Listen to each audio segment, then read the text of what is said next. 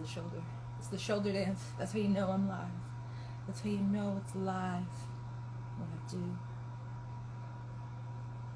the shoulder dance. Hello. Bonjour. Bonjour.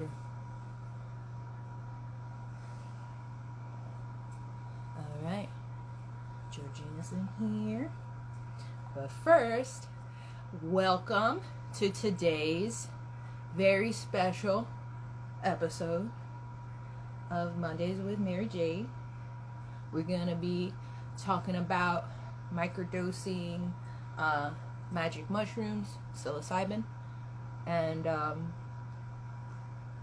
also we will be taking some general questions. If we don't get to your question, you're always more than welcome to book a session with Georgina, and they'll be able to help you. Today's episode is brought to you by Neo Marley's, and that's actually what I'm smoking, is a little bit of cannabis, but it is their OG smokable herb blend. It looks like cannabis too. Let me show y'all. See? Alright. I got that out of the way. That actually really calmed me down. I was having I had a bit of news prior to this, so I was like, oh, right before we go on, a little stressed. Alright, I'm gonna let you in so we could get this started, because I'm really excited to have this chat.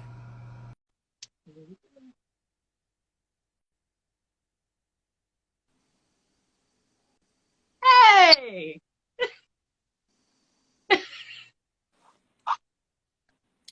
Ooh. We're on a similar wavelength. Yo, 100%. I appreciate Shit. How are you today? I never know how to answer that question honestly. No, I need to emphasize differently. I never know how to answer that question honestly.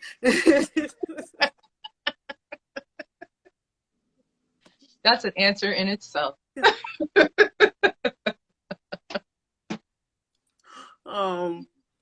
It's nice to virtually meet you. Yes, I was actually thinking this is my first blind live. Ooh, hey. Yeah. I love it. I love it. Well, I found out about you through, we have a mutual friend. And I started following your page, the Microdose NYC page. Mm-hmm. And I saw all of your artwork and the way that it wasn't just like, okay, we're talking about psilocybin. It's you really discuss, other chemicals in the body, just to put it that way, systems, how things work, not just within us, but actually in a society that might affect us on how we use the psilocybin. Right. And I really, that's why I was like, okay, we have to have a talk, because I found that more interesting than just, I see a lot of people just saying, I take mushrooms and it helps. And then everybody's like, well, how or why? Or what? Right. Yes. I mean, it's oh, but you didn't ask a question. I'm like, That's okay.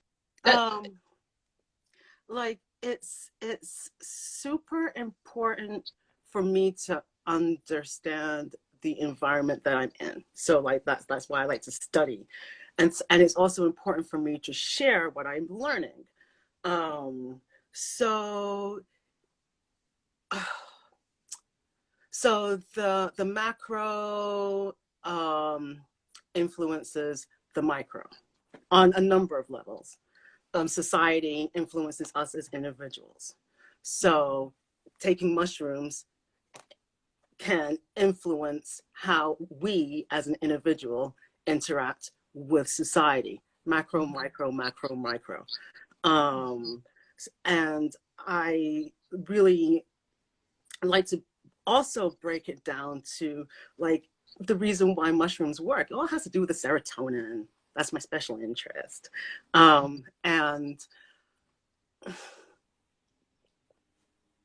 And so people take mushrooms to ease depression. Well, if we're in a society where, like, okay, we live in a food desert, or we don't have a job, or shit be fucked up, we gonna be depressed. That is the macro fucking influencing the individual. Mm-hmm. So I'm like, okay, well, there are certain things that we cannot change.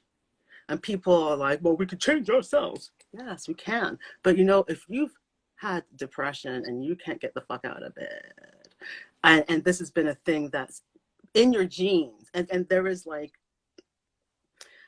taking mushrooms helps. Why? Mm-hmm. Well, it works on the serotonin. Fine. But more than that, imagine like, imagine the mom. Let's imagine moms a few generations back who were stressed and had all of the extra bullshit that comes along with fucking living in a white supremacist capitalist society, right? Mm-hmm. No mushrooms. And they have to go home and still take care of their babies who they love, but they are not emotionally available as they could be. They can't, they just can't. They don't have it in them. Being that mom with mushrooms, you can't change the outside fucking world, but you take those mushrooms, you at least have an emotional availability to yourself, an emotional availability to your family, and that creates a little bubble of safety. And in my fantasy, that bubble of safety also extends as more people do this. Mm-hmm. Mm-hmm. No, that makes a lot of sense. It's kind of like this.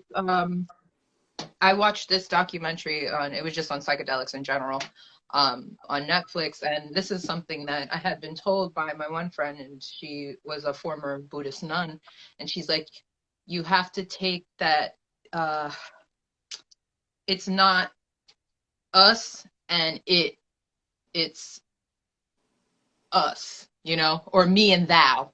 That was a Sting said that. Me and thou, not me and them. It's me and thou. Yeah. And that's what it is. You're still you're still having your space, but you see how it's so connected. And I learned that from one, we can talk about this, one incident I had. This is when I first started taking mushrooms, and I didn't know much about it. My brother was helping me. He would actually, he was the first person I reached out to. I knew he took mushrooms. He's like, he taught me about microdosing. So he put everything in a little baggie for me. Sorry, I didn't mean to incriminate you. He put everything in a little baggie. He did it in little baggies, y'all. But it was all under a gram. So it was all like 0.9s, 0.7s, that kind of thing. And I remember I was doing it day after day, and I'm like, this isn't working. And so I took, we both know. I took 2 grams, and I instantly, like, everything started going black. And I'm like, oh, this is like what tripping is. I do not like this. So I laid down, and this large black figure came out and stood above me and showed me where all my pain came from. It laid out the ley lines. It showed, this is fibromyalgia, this is the trauma from this, and it laid it all out. And I had to surrender. Like, it was literally me just laying there, and it's just like, this is where everything is coming from. And after that, I had never done that again, but I was like, oh, bingo, like, it makes so much sense. But the question is then, so after that accidental macro dose, what did you do with that information? So now you knew where the ley lines were. What did you do on your day-to-day that like was different thereafter? How did that influence your life?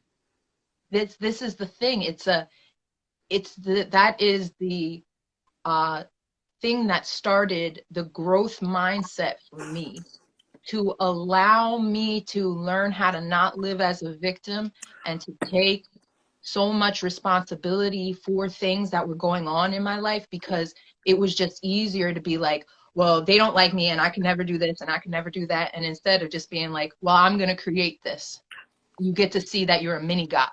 You are the creator. I love this. Yes. Yeah. And that's not grandiose. That is, you are, I am. Mm-hmm. It's like, yes. And there you go. How mushrooms really sort of give you access to yourself. Mm-hmm. Yeah. That's beautiful. It's well, thank you for like asking, because a lot of people I find that there's nothing to do with that information. Like, people will have the magnificent experiences, and then it comes down to, and let's segue into this really quick, but to the bro culture where it was like, oh man, that was this cool, I saw this and I saw that and it was cool. And that's all I had ever known. Right. About. So the two things your story brought up was one, when you take your mushrooms, like, dose to your intention. So like there's that, but also like your macro doses, your big trips can inform your micro doses. So it's like, that's how I see it. It's like,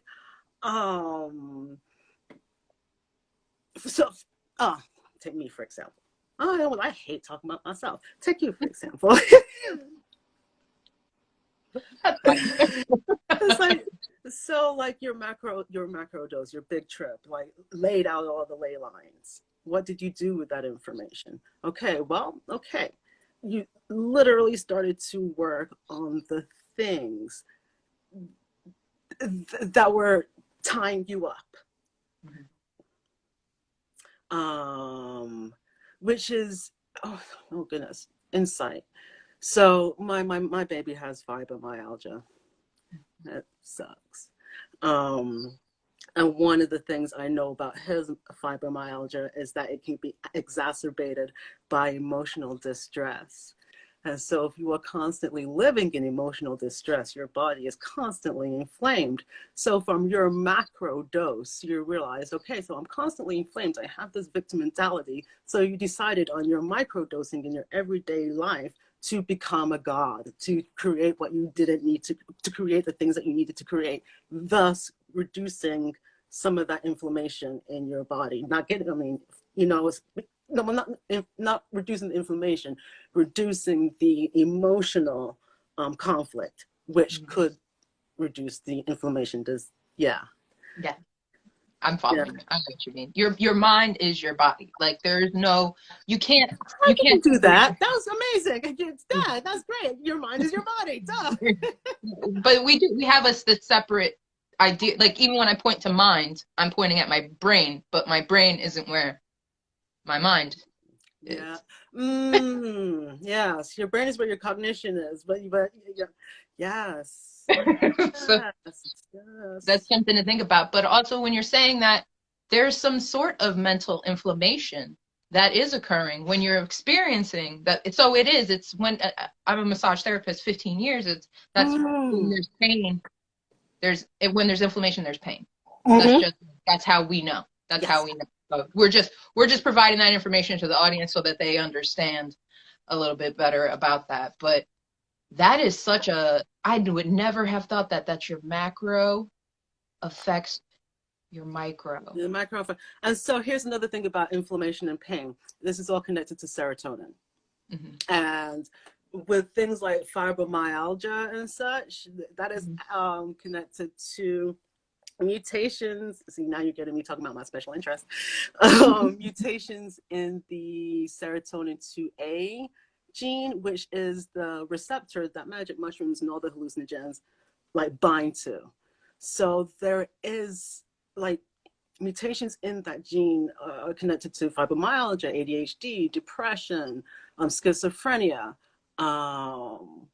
These are all right. And also, when I found this out, like, I'm a research having bitch. So when I first read it, I'm like, I need to find this out even more. Finding out that it is an imprinted gene, and an imprinted gene means like we are a mixture of, mama's juice and daddy's juice.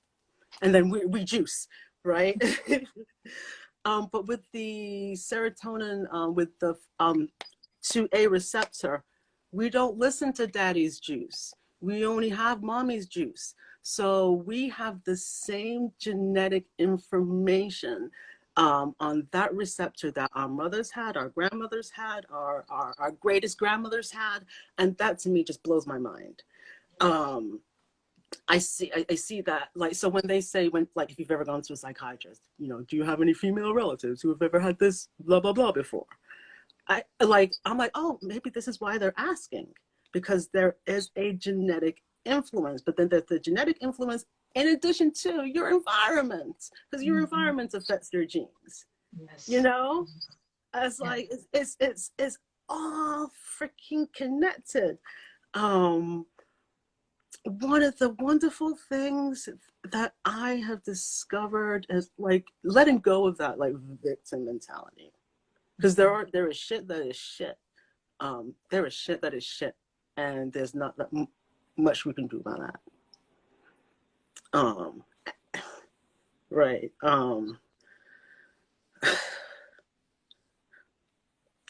The thing that we can do literally is just work on ourselves from the inside out. And that is it. So I might have inherited these wonderful genes and this wonderful, and I say wonderful sarcastically. I think I need to and woe is me. But no, not woe is me, because now I know I have the tools to sort of circumvent that, to sort of hijack that. And it's not just about the mushrooms, it's not just about the weed. It is a number of things that we have to do in order to live our best lives, Yes. But mushrooms help. And talk about, fuck that bro culture.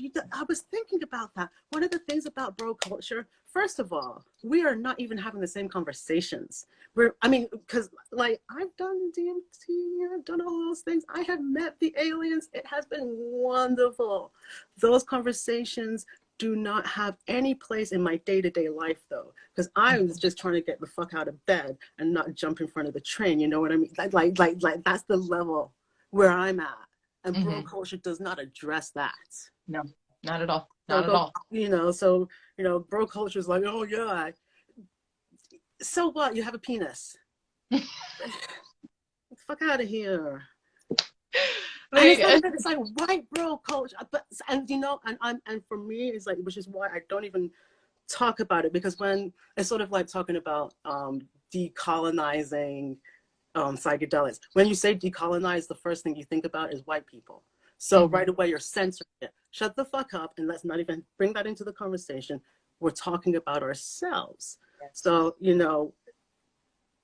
bro culture has no place in this conversation, because for me, like, I just want people to live and to be able to exist and to improve their relationship with themselves, with their families, to heal those wounds that have been inflicted upon us and that we sometimes perpetuate and then we pass on. There's a way that we can we can stop that right now. Yeah. That was a mouthful. But to add on to what you said, now you're talking about, like, generational trauma and just generational DNA and things like that, right? Yeah. Our ancestors, assuming, that, you are not even a person of color, we all came from Pangea and everything like that. But if our original ancestors used this medicine, whether it be the mushrooms, whether it be cannabis, whether it be whatever, we have that within us, that knowledge on how to use the medicines. It's about us learning how to tap in and remove the colonization of this. It became and there's nothing wrong with recreational use of things. I am not at all. But when someone like me, because we were talking about me. Because somebody like me is looking for healing, and the mushrooms are there, but I see, Chad and Blake playing hacky sack and talking about it, then I'm like, well, they're going to make fun of me. I don't belong there. This doesn't belong to me. And that's, it took me the longest time to accept the fact, like, I shamed myself. I shamed myself for being like, you're doing this fringe thing. This is like, you're just going to go to a Grateful Dead concert after this. Who do you think you are? You're just like, you know, like, it just was this very just this was not for you. You are a brown woman. What are you doing? And so when I met, you know, people like our mutual friend, I don't want to drop her name here because I don't even know if she's really kind of stuff, but like, unlike your brother who was doing things a little baggy. Sorry, everybody. You're gonna be like, damn, we're done with Jade. She's a snitch. But like, when I met women who, they're like, yeah, oh, I do it all the time. What? What do you mean? And then not even just women, just people of color in general. And then I'm like, oh, damn, like, Negroes be doing it. Is that a t-shirt? But like, that was it, that it's exactly like, and it made so much sense. And to see how Western medicine became the thing. If it didn't have medical research, it's not. This has been around for. How the fuck do you think our ancestors were talking to their ancestors? Like, seriously, seriously. I'm like, I got it once. Like, well, I mean, it took me like all my ancestors and Oya put me on game, and I'm like, oh, I get it now. But yes, this is how our ancestors spoke to their ancestors. But literally, when we do also do our macro doses, we are accessing the information that's within our bodies, which is also our ancestors, you know? And so, yeah, why colonization has done a very good job of shaming us. So I'm glad that we are reversing that.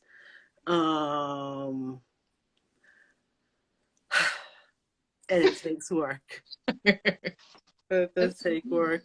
Like I kind of like enjoyed like you got to go to a Grateful Dead concert. I'm like, God damn, he died the year I got interested.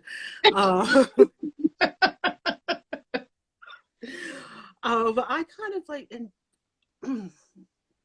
I kind of enjoyed being in the space where like I had access to all of these drugs and all of these different experiences. And I think for me, the shame came from like the recreational aspect, but it really, I was actually not, it was not me being recreational. Oh goodness, promiscuous for some reason. It was me literally just trying to exist in this world, which was unbearable otherwise. And that's what healers do. Healers present healing from their own pain. They are able to learn. That is how you provide your service. And it's unfortunate, I'm going to throw this in there, that is how we learn. But that is how we learned. And that is why we know what we know, and why you know so in depth. And when people ask me about mushrooms, all I can do, and I think maybe we should clear this up for people, but like all I can do is tell them my general microdose, which maybe you might want to clarify this, but like my general microdose or my routine, I've worked it out for myself, is I take anywhere from 0.25, which is what, 250 milligrams, to 500. Oh, I can already hear the white boys saying, that's not a microdose. But I take it it used to be every 30 days I needed it. Then once it started feeling better, I realized that I can get up to 90 days and not need it. But now I'm in a place where I'm like, we just discussed macro, where I'm like, I'm at this 2-year mark where I need some type of reset. and that's where I am. I don't know, maybe you could clarify what is a difference between the macro, or what are like, because I know there's a shaman dose or something like that, or Who anything. comes I up don't with know. these? Friggin' names, I don't I know. don't know. I'm like, oh. The same people that want to trademark psilocybin, probably. Did you hear about that? They're patenting psilocybin.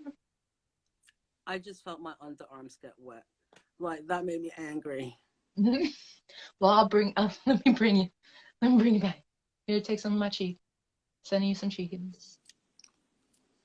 Yeah. See? I'll join you. But yeah, I don't think that a lot of people actually even know what a microdose is, like the concept of it. Okay, so the concept of a microdose. Think of a chocolate bar. Oh, right now we just took a microdose. That right there is a microdose of weed. One tiny little dose, not enough to produce an intoxicating effect. Okay. So, and that there are general guidelines, and of course there are also exceptions to the rule. It's really important to know your body. Like I have learned that people with chronic pain issues, their microdosing is going to be different from somebody who doesn't have chronic pain issues. They might need a little bit more. The thing to know about a microdose is you are not supposed to be tripping. That is it. So let's just say, hypothetically, you're at 5 grams. This is bullshit, but you're at 5 grams and you're not tripping. Okay, well, okay, so we're learning something about yourself. But no, it's a microdose really is a some people say a tenth of a recreational dose. But then what is a recreational dose, right? And it all depends on the body type.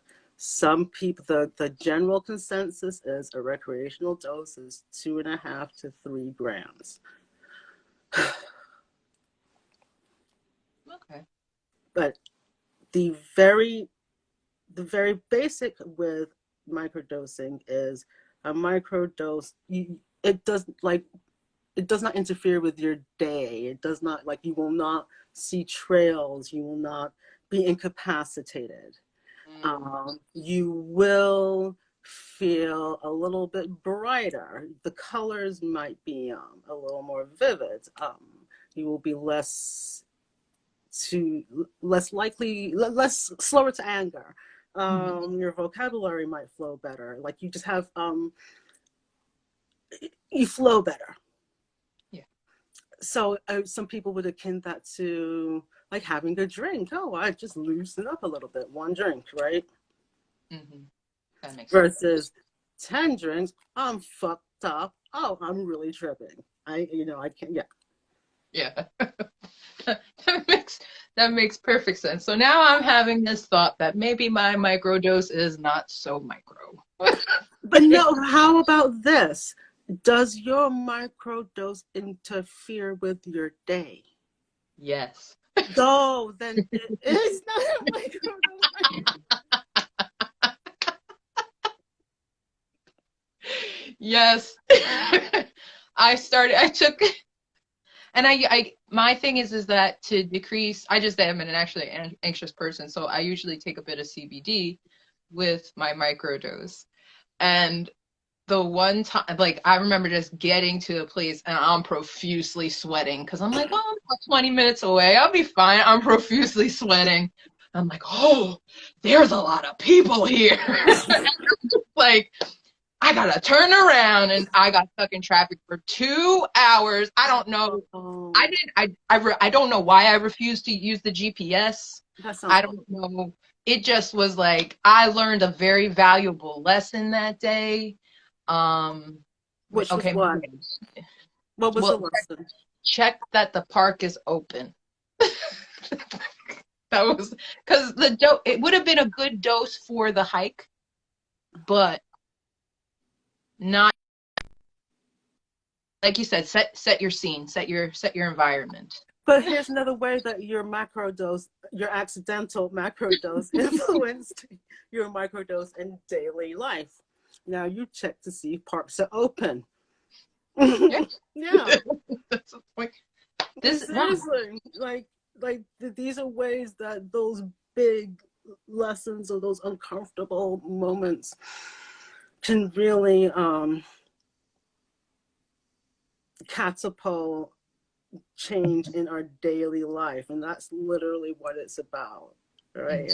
And then that sounds like a really uncomfortable experience, and I'm sorry that you had it. It was, and it was also, to when you look back at it, it was kind of funny because it was when I'm like, so why didn't you could have just the GPS, and then I saw a duck. I was happy. There was a lot of what is it with you? And that's what I wanted to. What is it with you and the ducks? And you like, they're so cute. Yeah. You're like, yeah, what's up with ducks? Well, because okay, so Mother the Mountain, they have the ducks and they put the flowers on the baby ducks. They have little flowers that go on the baby ducks' heads as hats, and they fall asleep in the mint plants. And that was like, when I started seeing, I literally cried. That was like my happiness. So now I feel like connected to ducks. I went on a hike one day. All these ducks appeared, and they came and sat and ate lunch with me. I didn't eat my lunch. I didn't share my lunch. But they sat and ate lunch with me. I also had a macro dose. It was a microdose, I thought at the time. But it just, they're not my spirit animal. They're just they're my friend. Yeah. I get that from my grandma. I mean, I think unless we are, I know I'm not, I don't, well, no. Roll it back, GB. So getting back to differences between macro and micros. So micros do not interfere with your life. It would be with your day-to-day. I take my micros, like I've been microdosing. Well, I wrote it down actually. I stopped taking pretty much all pharmaceuticals except for like Adderall. I'm gonna need to take Adderall, but I take a lot less. Mm-hmm. And it's been almost 3 years now. So it's just been mushrooms and Adderall for almost 3 years. Yes. And I have had lots of experience with the SSRIs, all of them, and none of them worked because they suck. And so that's another reason why people microdose, is because other options have not worked for them. And now let's see, the FDA did say in 2019 that psilocybin is a better option than first-line therapies that are available. And the studies that they are talking about, they're talking about doing like major resets. Which are great. Major resets are great. But I'm always concerned about, okay, what about the in-between times? Because we have to still be at home. Mm-hmm. We still have every single day. So what are the things that we can do every single day to make being in our environments like easier? Because it's like tough. Like, I'm a sensitive person. We've got like fucking 500,000 people dead in this country, and there's so much suffering. Like, and on a real level now, on a very fucking real level. I started doing this, like I started microdosing. The concept of microdosing was introduced to me in like 2012, 2013, when my sister was dying of cancer. And also like through the Burning Man community. I first got into mushrooms though in 97, because I just like to experiment and do drugs. Now, like, let's say fast forward to now, right? Look at how much fucking suffering is happening. Like, this is too much. Mm-hmm. And the reason I advocate so much for people growing their own mushrooms is because look at what the fuck we have to deal with. And even if Corona were to go away today, look at what the fuck we have to deal with. Mm-hmm. Absolutely. Okay. So we can talk about microdosing all of these different substances, but I don't have a chemistry degree. I don't know how to make acid. DMT, I mean, yeah, you can, I mean, there are ways you can do that, but honestly, I know enough about DMT to know it's not practical. It's one of those, that's one of those things that you can incorporate. It could be a macro dose, but it's not a, how do I deal with this pain of, oh my God, is my mom gonna die? Or I can't leave my house, or my husband doesn't have a job, or my, you know, the world is suffering.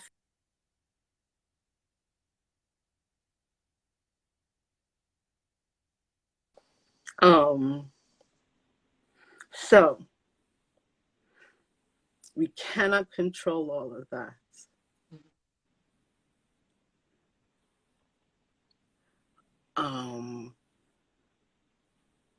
But we can try to help ourselves, because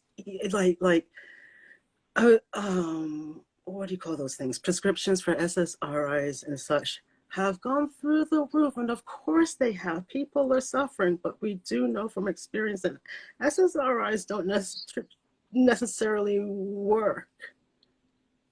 I mean, they do their. So this is why I'm like, you don't need my kits.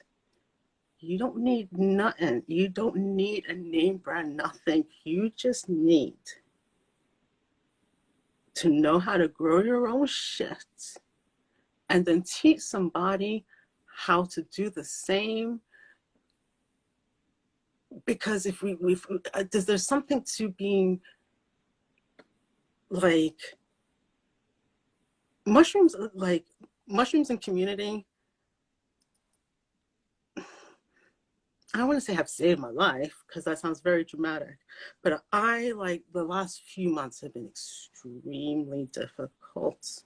Mm-hmm. Mushrooms and community have been the things that have sustained me. Now, if it were for mushrooms, I would not have been able to reach out to people to make community. Mm-hmm. And this is how it works. So again, when people talk about, like, what are the best strains, like, I'm not even like for me, that's like bro talk level. Mm-hmm. It's like comparing fucking apples. Gala apple, Granny Smith apple, they're both fucking apples. Eat it. Do you want to eat? Do you want to sustain your body? Yeah, good. Oh, that sounded a little, yeah, and I'm a little aggressive there, because this is not a fucking thought experiment. There's been the thought experiments where we can talk about DMT. That shit's crazy. That shit is crazy. And the thing about DMT, like, because I am reminded that we are surrounded by beings who are benevolent, who will care about us. And in the end, everything is going to be okay. And I say that with a little bit of sarcasm. We are. In the end, everything's going to be okay. But that conversation does not belong here. Yeah. You know? Mm-hmm. Because if you're a person who, again, no job, no food, and it's not being, and that is not even exaggerating, no job, no food. Do you see those lines on this? It's where we are. It hurts. It hurts. It hurts. So I'm like, listen, I ain't got a chemistry degree. Don't know if you do, but I know how to grow my own shrooms, so I want to teach you too. Yeah. That's, and what, before we forget, Yes. because since you're about empowering individuals, Oh, yes. Thank you. acting, and you got some great comments in here. Everybody saying you are so kind and so dope, and they appreciate your aggression. Your aggression is genuine. Everybody's complimenting you. Just to let everybody know, in the community, also you have a Kickstarter going for the book. Yo, that shit was actually 100% funded yesterday. Yes! Yo, that's great! Oh my God, that's wonderful. Oh, I'm so thankful. That's, yeah. Yeah, it is. I'm sorry, I'm like a little crowd because that's like again the community, right? Like everybody, like that's all from Instagram, and that's again the macro influence in the macro influence in the micro. Because again, if it weren't for mushrooms, I would not be able to even fucking create or to reach out or to like be solid within myself and then also to have like a community that's like, oh yeah, we believe in you, and that's the thing, we believe in you. So this is how mushrooms can change the world, by changing ourselves and like our experience within it. And there's that on like spirit, well, spirit, not spiritual levels, but also let's say practical levels. Like you've got more serotonin activation going on in your brain, so you're less depressed. And like if your grandma has dementia, well, you know, what's the word, stimulates neurogenesis. So you know, she has access to her own memory, so she gets to stay agile and young in the mind. Your adolescent who is suicidal, because our fucking adolescence, it sucks. Not suicidal. Like, this is practical fucking healing for everybody in your goddamn family. And it's stuff that you can grow, you can do. And here's the thing, it's like, it's good to have guidelines, a skeleton to hang your coats off of. I think that's good. But also, like, one of the things I don't like fostering is like hand holding. Like, I really like, please trust yourself. Yes. Like, this won't kill you, promise. Like, it won't kill you. It won't. Because like, so a suggestion would be start slow, start low, right? Like, if anything, if you're a cautious person. But if you're also, and if you're a person who's like, I think I need to take this every day, but the books say, oh no, every other day. Fuck what the books say. The books ain't living your fucking life. If you need to take this every day, take it every day. The thing is, as long as it is not interfering with your life. Because the thing about mushrooms or microdosing is you are also going to be more, what's the word? You're going to be more likely to engage in life. Absolutely. Right? Absolutely. And That I like, you really, it is. It's the connection, because what is it? It's fungi have the closest what structure or DNA to humans than they do to actual plants or something along those I lines. don't know about that. I don't, that's something to research. However, they've had, let's say, history of the world were a clock. We as Homo sapiens been here for 1 second. Mushrooms have been here for fucking 18 hours. They've had their form. They are intelligent. You know, they are like, they are the reason they are the reason why we can literally eat. They feed our trees, which our trees feed us. It's That's yeah, but that again goes back to the ley lines of how we are all interconnected. That is the physical manifestation of an interdimensional experience. yes, yes. And talk about like it's in our DNA. Fuck that shit. Who the fuck do you think built the pyramids? Like that is us. We have that crazy information in us. Like I am like the whole way like I process information and like turn it into graphics. It's I would say it's not a, but it's a new skill. I feel like it's like, oh, trauma, bing. But it's like, you know, the way that's in us, that constant ability to conjure up magic and to create is that's us, in us. And also, so mushrooms just like gives us our ability again to ourselves to create, you know. Yeah, I call them mother mushroom. I'm Maria Sabina would call them her children. And I think, like, you know, I when my baby was a toddler, you know, he would do the little toddler thing. Oh, you're such a big boy, you know, a little patronizing. And I think that's what mushrooms are doing with us. I think, you know, oh, look at these humans. Wow. Because if you think about it, like, also, like these things that can heal and change our lives and communicate with us on a like through the mother, literally. But how do you find mushrooms? You have to like sort of forage for them. Like they're not flashy like fruit. They're not flashy like apples and flowers who are like, look at me, eat me, I'm gonna save your life. No, mushrooms are like,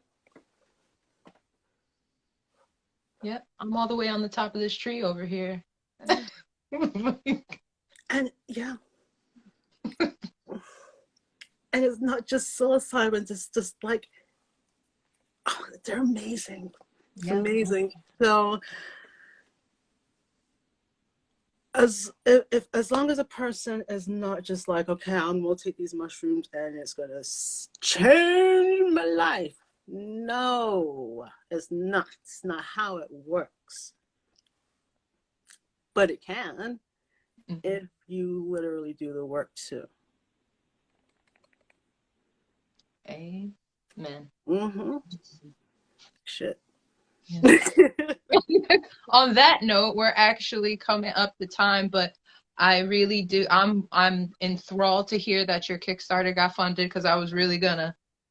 No, well, listen, keep the money because I realized, listen, because like, you know, I do my research and I'm like, oh, wait, so I can pay for more research because it's like, so the more money that comes in, that's where it goes to. And I already know what my next book is going to be. Okay, so you all heard that. Oh, right. So the Kickstarter, Black mental health, magic mushrooms and healing trauma on Kickstarter. That is my Kickstarter. And